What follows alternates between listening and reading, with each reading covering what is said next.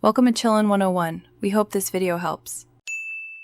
In this video, I will explain how to make gravy using Knorr cubes. First, gather your ingredients: 1 Knorr cube, 1 cup of water, and 2 tablespoons of all-purpose flour. You'll also need a small saucepan and a whisk.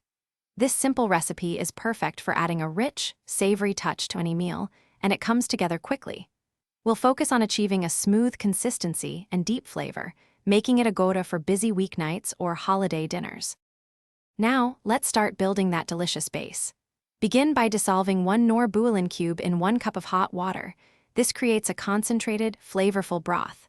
Next, melt 2 tablespoons of butter in your saucepan over medium heat.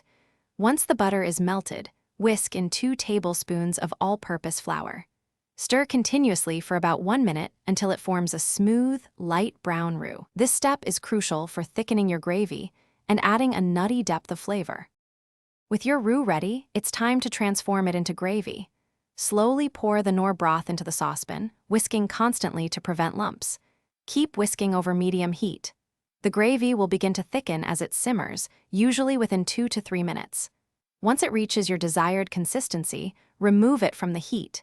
Taste and season with black pepper and add a pinch of salt if needed, though the Knorr cube provides plenty of flavor.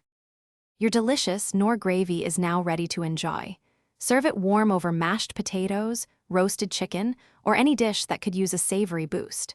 For an even richer flavor, consider stirring in 1 tablespoon of pan drippings from your roast just before serving.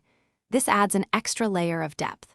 Remember, you can adjust the thickness by adding a little more water or a cornstarch slurry if needed. Also, check the description for a link to Little Trees, Black Ice, and other great deals. Thanks for watching. Consider subscribing if we helped you.